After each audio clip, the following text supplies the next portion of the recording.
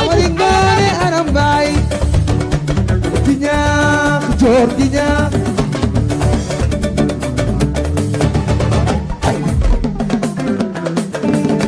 Amari Ngoone Aram. Toujours dans votre journal People à la présentation Seydina Tange Tandian mu Serigne Saliou sur le canal 33 TNT Leral TV ou sur 96.1 Leral FM yéen ñi nekk ci seen oto di dawal jamono ji mën ngeen déglu journal People comme ni ma koy waxee saa su ne ñun journal People man Seydina Tange Tandian mu Serigne Saliou journaliste d'investigation la ayu bés yi ñu génn gis ngeen coowal bateau amoon na fi muy bateau engrais boobu ba ñu ne dafa am wàllu détournement escroquerie lu toll ci 3 milliards 900 millions ñi jël turu kii di Ndeye Nancy Niang di directrice du Transcontinental Transit tudd turam nekk ci revue de presse yi nekk ci lépp ginnaaw coow loolu bu mu amee nag man Seydina Tange Tandian dem naa gëstu ji ba xam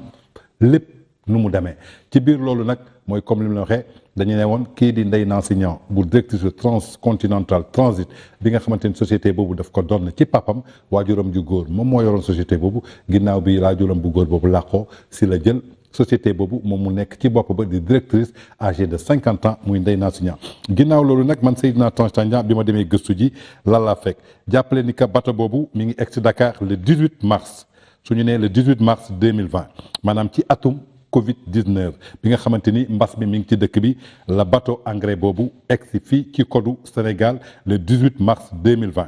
bateau bi nag bu mu eggsee 18 mars 2020 fii ci Sénégal bateau bi nag ki tax mu ñëw Sénégal benn indien moo ko moom bu tudd Raoul mu yor ñu yor benn société turque bi nga xamante ni mi ngi basé wu foofu ci Émirats arabes unis indien boobu nag bi muy waxtaan ak benn sénégalais bu tudd Thierno Seydou Ndiaye di directeur hôpitalu Saint-Louis moom moo ko xamal ni que engrais dox na Sénégal mën na chargé engrais indi ko Sénégal dina fi dox comme tey nga nekk am benn partenaire mun la sa dëkk lan moo fa gën a dox lan moo fa gën a gaaw a jaay mu ne ñi ngi bay engrais bi dox na Sénégal Thierno Seydou Ndiaye nag bi mu ko waxee loolu si la chargé bateau boobu bateau bi mi ngi doonoon 35 343 tonnes 35 343 tonnes engrais moo nekkoon ci bateau boobu bateau bi egsi Sénégal ci côté Sénégal le 18 mars 2020 bateau bi bu mu egsee 18 mars 2020 normalement waroon nañu débarquer bateau bi ci lu toll ci 15 jours fukki fan ak juróom la ñu waroon débarquer bateau bi génnee engrais bi yépp bateau bi delluwaat fi mu jógee mais jàppale ni que le 4 avril 2020 la ñu commencé décharger bateau boobu le 4 avril 2020 la ñu commencé décharger bateau boobu ci biir loolu nag bateau boobu jàppale ni que 35 343 tonnes engrais yi kii di Al Amin Group te Lamine Ngom moom ko moom moomoon 10 000 tonnes yi Lamine Ngom moom moomoon 10 000 tonnes yi léegi mu des ñaata 25 343 tonnes benn malien bu moom benn société bu tudd Aco Group moom moomoon 25 343 tonnes yooyu malien bi nag benn sénégalais bu tudd Atoumane Sy moo ko représenté woon fii ci Dakar léegi lan mooy rôlu Transcontinental ci affaire bateau boobu rôle boobu nag la Tange Tandian gëstu indil leen ko kii di Ndeye Nancy Niang bu moom Transit Continental nekk fa directrice moom rôle am lenn la woon moo doonoon jël bateau bi amené ko à quai mu jël attache ak benn société bu ñu wax Somicoa muy société de manutention pour jël engrais boobu mettre ko en sac ba noppi mettre ko en entrepôt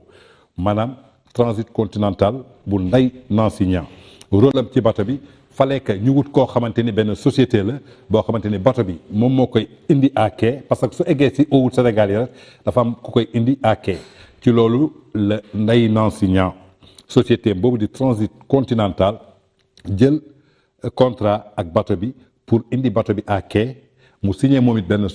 contrat ak benn manutentionnaire muy Somicoa pour ñu mettre engrais bi parce que engrais bi su ñëwee dafay ñëw en vrac ci bateau bi lañ koy teg du ñëw ak saako du ñëw ak dara dañ koy teg noonu foog mu am benn société de manutention boo xamante ni genre tami la dafa am benn machine boo xamante ni grue mooy tëbb engrais bi ci bateau bi sotti ko ci grue bi pour mu lay ko su ko layee ba mu doon sunguf ñu def ko en sac suñ ko defee sac ba pare mu wut ay camion yu ko transporter mu loué ay entrepôt pour ñu déposer fa engrais bi suñ fa déposer engrais bi ba noppi kii di Lamine Ngom bu Al Amin Group ñëw jël 10 000 tonnes jaay kii di Aco Group bu malien bi jël 25 343 tonnes jaay léegi nag ACO groupe malien boobu Atoumane Sy moo ko représenté woon fii ci Sénégal ginnaaw bato bi bu mu ñëwee le 18 mars ba le 4 avril 15 jours yi mat na maanaam le 15 avril waroon na fekk ñu déchargé bato bi yépp mais bato bi déchargé wuñu ko le 4 avril la ñu commencé 2020 4 avril 2020 ñi ngi pare mois de août 2020 pour pare ci bato bi maanaam génnee engrais bi yépp ci bato bi def ko ci société de manufacturation bi ñu lay ko def ko ci sac yóbbu ko ci entrepôt ci la kii di Ndeye Nancy Niang bu Transit Continental signé benn contrat ak Somikowa mooy société de manutention boobu nga xamante ni ñoom ñoo waroon jël engrais bi lay ko def ko ci ay sac mu signé ak ñoom benn contrat mu war leen fay 70 millions juróom-ñaar fukki millions muy accord bi nga xamante ni Transit Continental signé na ko ak Somikowa ginnaaw accord boobu Al Amin Group ak malien bi ñoom it pour jël engrais bi def ko ci ay camions ñu yóbbu ko ci entrepôt yi Transit Continental dafa waroon louer ay entrepôt si la dem CICES louer fay entrepôt dem Rufisque louer fay entrepôt wut ay transporteurs yoo xamante ni ñoom ñuy jël engrais bi ci camions yi yàpp ko pour yóbbu ko ci dépôt yi léegi ci biir loolu facture bi yépp toll ci 1 milliard 23 millions 1 milliard 23 millions ci diggante transporter engrais bi ci entrepôt yi ci diggante location entrepôt yi ci diggante société de manutention bi nga xamante ni Transit Continental jël na ko pour mu jël engrais bi ci bato bi ba noppi ñu lay ko def ko ci sac bi ñu defee loolu muy 1 milliard 23 millions 1 milliard 23 millions yooyu nag su kii jaayee engrais bi Lamine Ngom jaayee 10 000 tonnes ACO groupe jaay 25 343 tonnes ñoom dañuy ñëw verser xaalis bi kii di Transit Continental suñ ko versé Transit Continental génnee ay frais di surtout xaalis bi ñu yónnee ko kii di indien bi di rawul noonu la problème bi demee léegi dama bëgg man li may wax dafa ànd ak preuve dama leen di woon vidéo bii ngeen di seetaan gis ngeen bato bi mi ngi nii ni ñuy jëlee engrais bi société de manutention bi ba nañ koy tegee ci sac bi nañu seetaan vidéo bi dellu siwaat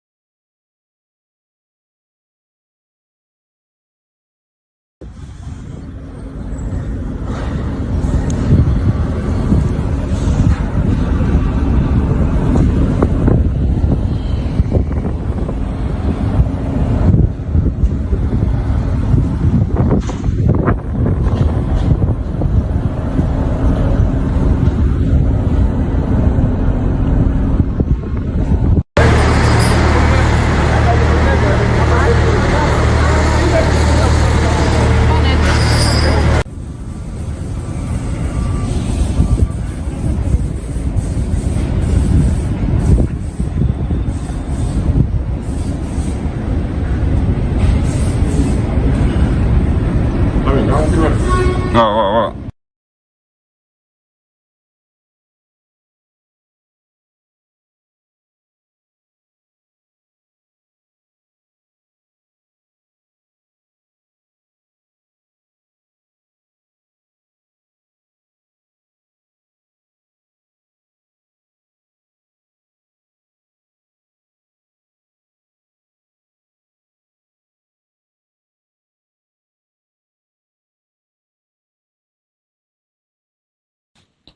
kon yaakaar naa ni ñoo seetaanandoo vidéo bi bato bi egsee ci côte Sénégal yi le 18 mars 2020 ak ba ñu commencé jël engrais bi di ko def ak société manutention bi di Somikowa le 4 avril ba août 2020 lay soog a jeex ginnaaw loolu nag kii di Transit Continental di Ndeye Nancy Niang dafa dem wuti ay transporteur ci loolu la dem louer ay camion ci société ABC business bi Aziz Ndiaye moom ak Massata Ndiaye loué ko ay camion yeneen transporteur loué ko ay camion pour ñu jël engrais yi nekk ci sac bi ñu defar ba pare pour ñu yóbbu ko ci entrepôt yi bi loolu amee Aziz Ndiaye indi ay camion jox ko Ndeye Nancy Niang Ndeye Nancy Niang jël engrais yi yóbbu ci entrepôt yi Ndeye Nancy Niang fay na Aziz Ndiaye xaalisam bu mu ko yor loon lépp ci transport bi fay na Massata fay ñeneen ñi am yeneen bor yi des muy première espoir bi leen di indil ci biir loolu nag Lamine Ngom bi moom 10 000 tonnes am bi mu demee ci entrepôt yi Lamine Ngom commencé jël engrais yi parce que moom su ko déposé ci entrepôt bi rek Lamine Ngom am na sañ-sañu dem jël 10 000 tonnes am jaay Ndeye Nancy Niang lan lay xaar ci moom mu ñëw versé ko xaalis ACO groupe bu malien bi moom Atoumane Sy représenté ko am na sañ-sañu dugg ci entrepôt bu ko neex jël entonnage am maanaam ba muy 25 343 jeex ginnaaw loolu la am benn problème bu déclenché ci diggante Lamine Ngom bu moom Al Amine Group moomoon 10 000 tonnes yi am problème ak Modou Ndiaye Rahma bi doon xëccoog Serigne Boub mairie Kaolack bii passé dafa am xaalis bu mu ko yoraloon ci wàllu jaay bu mu ko jaayoon diwlin Mamadou Ndiaye Rahma porté plainte kii di Lamine Ngom yóbbu ko dik bi ñu yóbbee Lamine Ngom dik Lamine Ngom amul lu mu fayee Ndiaye Rahma si la woo Aziz Ndiaye Lamine Ngom bu Al Amine Group moo woo Aziz Ndiaye ne ko am naa entonnage yu 10 000 tonnes engrais kaay ma jaay la ci maanaam bazarde ko au lieu que mu jaayee ko prix maanaam mu wanteer ko benn partie jaay ko Aziz Ndiaye pour mu mën a fay Modou Ndiaye Rahma xaalisam pour mu jóge dik boobu business boobu mi ngi dox ci diggante Lamine Ngom Al Amine Group bi moom 10 000 tonnes bi ak Aziz Ndiaye ñoom ñoo ko séq ci la Aziz Ndiaye jënd foofu ci Lamine Ngom la jëndee am partie bu mu yëkkati xaalis boobu mu fay ko looloo tax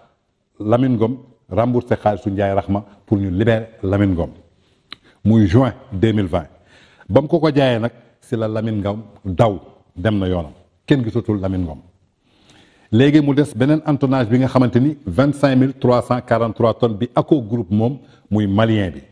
ki ko représenté di Atoumane Covid la woon gisuñu malien bi Atoumane ñëw déclaré ne que malien bi dafa feebar gisuñu ko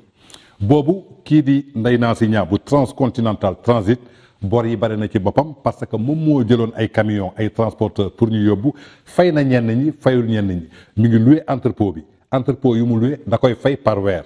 bateau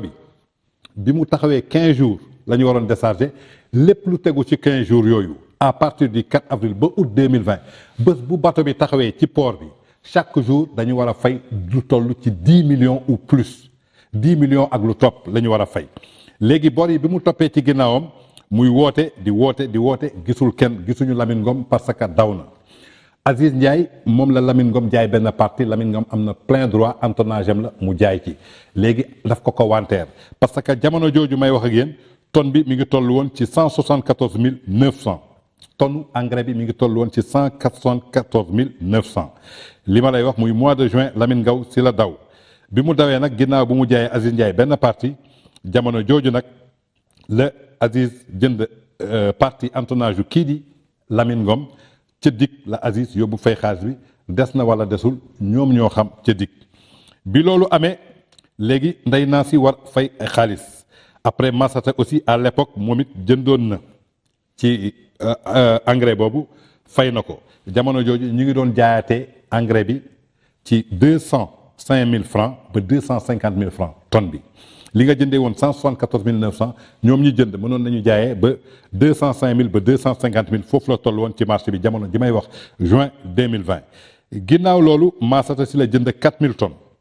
4 000 tonnes à un prix dérisoire maanaam gars yi après dañu doon wanteer ñi jëloon ñu moomoon engrais bi Ndeye Nancy Niang moomul engrais bi Transit Continental moomul engrais bi Lamine Ngom moo ko moomoon Aco Group di malien bi Atoumane moo ko représenté woon si lañ koy commencé di bazarder à un prix dérisoire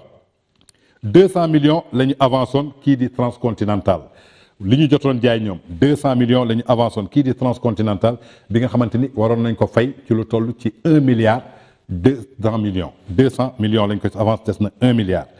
léegi Transcontinental via Somica Somicoa bi nga xamante woon moom la jëloon muy société de manutention ñu war a lay engrais bi génnee ko def ko ci sac bi pour ñu décharger bateau bi des fa lu toll ci 90 jours muy ñetti weer bés bu nekk ñu war leen facturer lu toll ci 10 millions calculer leen 10 jours fois 10 millions 90 jours fois 10 millions ñu war ko fay ci ay charges bokkul ak entrepôt yi bokkul ak lépp léegi bi ñu paree muy fin wu transport yi déposer engrais bi ci entrepôt yi muy août 2020 bi ñu paree loolu am na 600 sacs bu 1 tonne 5 yoo xamante ni lépp ay xeer la woon bi mu nekkee ay xeer ñu woo huissier mu constaté ko nañu xool image bi huissier bi bu mu koy constaté. taskatu xibaar yi métier bu noble la ngeen yor dëgg la ku siiw yéen a ku siiwal dëgg la ku yàqu yéen a ku yàq dëgg la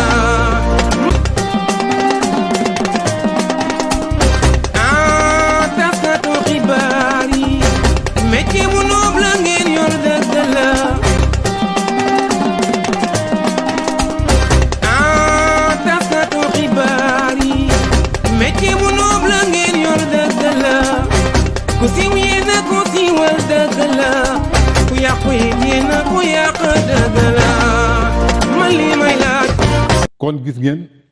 lu toll ci 600 sacs de 1 tonne 5 lépp ay xeer la woon ndaxte bateau bi dañ fay sotti engrais bi rek ñu tamee ko mu doon ay xeer muy loo xamante ni baaxul ñu woo huissier mu constaté ko huissier boobu bu mu ñëwee constaté ko mi ngi ànd ak 3 agents donc loolu dañ koy constaté loo xamante ni lu yàqu la mooy li ñu njëkk am ci éléments yi war nañ leen éléments yi saako xeer yaa ngi noonu ba ngeen gisee huissier bi constaté ko bi muy ñëw ñetti agent la àndal photo huissier baa ngi noonu taxaw saako xeer yaa ngi noonu ginnaaw loolu Lamine Ngom daw na malien bi feebar na nee nañu Covid bi juin 2020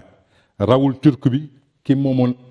indien bi Raoul muy indien bi moomoon engrais bi indi woon ko chargé ko ci boîte bi si la rapproché wu ci Ndeye Nancy Niang bu Transit Continental pour remettre ko pour mu jox ko xaalisam jamono jooju Lamine daw na Lamine Ngom bi ma ñuy waxal daw na Atoumane Sy bu représenté woon ACO groupe bi malien bi am ñëw jamono jooju Transcontinental était endetté muy Ndeye Nancy Niang parce que ñi ngi koy laaj xaalisam de gauche à droite chauffeurs yi entrepôt yi ñu mu doon liggéeyal ñu doon def entonnage ci biir loolu la Lamine Ngom kii ñëw ci moom Atoumane Sy proposé ko benn société bu nekk Mali bu tudd MAS di beneen société ne ko léegi 14500 yi tonnes yi des nañ ko jaay société MAS bi nekk Mali suñ ko jaayee da sa fekk ñu mën a régler yenn bor yi ki ko proposé di Atoumane Sy bi représenté ACO groupe léegi muy 14500 tonnes yoo xamante ni def nañ ko ci accordu Raoul fekk Raoul aussi ñëw na kii moom engrais bi ñu ko signé accord boobu muy accord de vente ñu signé ko Raoul léegi MAS bi ñu ñëwee ñu wax leen loolu ñu jël engrais bi ñun léegi pour envoyer xaalis bi dafay yéex ci ay virement nañ leen bàyyi ñu dem Mali suñu demee Mali ñu collecté xaalis ci maliens yi comme ni ñuy def souvent au lieu nga envoyé nga déposé ko ci commerçant yi foofu ñoom am nañu ay représentants fii nga ñëw jël xaalis bi foofu wàllu 14500 tonnes boobu Atoumane ñëw déposé première fois 50 millions mu ñëwaat déposé 50 millions 3 fois bu mu déposé 50 millions si la Atoumane Sy mi représenté woon ACO groupe bu malien bi moomoon 25343 tonnes yi daw moom it kenn gisatu ko bi ñu gisatul Atoumane mi leen proposé woon MAS waroon indi xaalis bi gisatuñu ko te ñetti versement la def foofu nag la Raoul ñëwee Sénégal jaaxle bu mu ñëwee rapproché wu Ndeye Nancy ne ko yow soo jaaxlee man ni may def man mi dëkk Sénégal nekk fii mënu ma daw mënu ma génn mënu ma dem fenn ma yoral ay nit bor ay camions yi waroon transporter ñoom ñëpp ñu yor engrais bi daw nañu dem seen yoon man xaw ma lu may def boobu la Raoul ñëw séjourné si benn hôtel nekk fii ci la place pour ne pas faire de la publicité su toogee foofu jël kafeem su xëyee dem toog bureau ba ñu toog foofu suñu demee ba ci ngoon si mu war a dem comme dafa soxla xaalis Ndeye Nancy yëkkati parfois ay somme di ko jox 50 000 100 000 francs pour mu fay yenn charge yi ginnaaw loolu Atoumane daw na moom moo doon représentant malien bi ba pare proposé leen kii di MAS di beneen société bi Lamine Ngom borom 10 000 tonnes yi daw na gisuñu ko si la Ndeye Nancy Niang saisir benn Range Rover 2018 dernier cri bi nga xamante ni Lamine Ngom jëndoon na ko fekk bi mu dawee bi mu ko jëlee ne comme Thierno Seydou Ndiaye directeur hôpital bu Saint-Louis moo fi indi indien bi te moo dox marché bi maanaam apporteur d'affaires la moom it am na ci commission te amuñu xaalis bu ñu ko jox nañ jël range bi jox ko kii di Thierno Seydou Ndiaye range bi ñu saisir ci Lamine Ngom moom la ñu jox kii di Thierno Seydou Ndiaye Thierno Seydou Ndiaye moo dox intermédiaire indien bi ba indien bi indi fii lii si la ko Ndeye Nancy Niang wax ni que bateau du nii ne ko bateau pour nga indi ko dafay fekk su la leeree ni bateau bi 2020 lay ñëw 2019 yow nga dajale lu toll ci 1 milliard teg ko en fond de caisse si la ko Thierno wax non mën nga dem ci banque yi Ndeye Nancy ne ko yow mënoo am société boo xamante ne même pas 3 mois la nga gën a ma comprendre ni ñu koy defee yu mel nii da ngay wut xaalis à l'avance déposé ko doo dem ci banque rek mu jox la loolu moo indi problème bii yëpp tey mais responsabilité transcontinentale bu Ndeye Nancy Niang ci bateau bi moo doon indi bateau bi à quai signé benn société de manutention muy Somikowa pour ñu génnee bateau bi tamiser ko def ko ci ay sac mu loué ay camions loué ay entrepôt déposé ko fa kii di Lamine Ngom ñëw jël 10 000 tonnes jaay kii di ACO groupe di malien bi jël 25 343 tonnes parce que bateau bi 35 343 tonnes la woon ñu jaay ñu indi xaalis bi versé ko Ndeye Nancy Niang jël ay frais ak bénéfice am di surtout xaalis bi ñu versé ko kii di Raoul bi moom société bi nekk ci société RR Énergie bu nekk Émirats Arabes problème bi yëpp noonu la demee maanaam ñaari cerveau yi ñoom ñoo daw ba ñu yokkee suñuy enquête tamit gëstu ci ñooñu ñooy ñan dem nañu ba ci biir xam ne ni que kii di Atoumane Sy représenté woon kii di Aco Group di malien bi moomoon 25 343 tonnes bi su ngeen tapé Google di ngeen ko gis détournement 20 millions de dollars yooyu ñu jàppoon ak blanchiment xaalisu Alpha Condé moom mi moo ko doon def di Atoumane Sy maanaam ay defkatu njuuj njaaj la ko seqaloon ñu dóor ko moo tax tey guuta gi yëpp def ci moom ginnaaw loolu nag gis nañu ñëpp di diaboliser kii di Ndeye Nancy Niang mel ni moom moo porté chapeau bi Ndeye Nancy Niang musul lekk xaalisu Massamba musul lekk xaalisu Mademba moo jëloon responsabilité pour génnee ko ñooñu ñoo ko dóor daw nañu muy Lamine Ngom daw na Aco Group malien bi nee nañu dafa feebar Atoumane mi ko représenté woon gisatuñu ko mu indiwaat beneen société buy MAS commencé verser lu mat ci 3 sommes foofu la jeexee xool leen image yi muy saako xeer yi bato bi ba mu ñëwee won naa leen vidéo yëpp kon éclaircissement bi ngeen bëggoon ci wàllu détournement 3 milliards 900 millions ci bateau engrais boobu ñu tuddoon ci Aziz Ndiaye ak rakam nii la demee Aziz ak Nancy lenn la ñu seqoon mooy mu loué ko ay camion pour ñu yóbbu ko muy société boobu tudd ABC Business Aziz Business Company Massata loué ko ay camion ba mu leen loué moom it Nancy ñu mu doon fay sax ñooñu bokk na fay na leen Aziz yorul Nancy dara Nancy yorul Aziz ñaar dërëm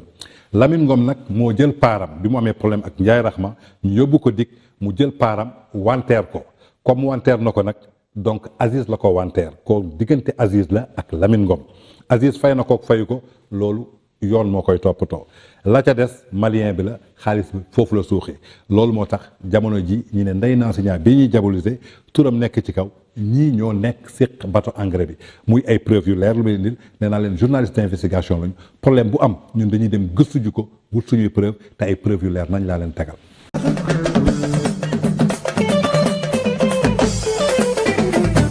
Amari Ngoone Aram Mbaay di ñaax joor di ñaax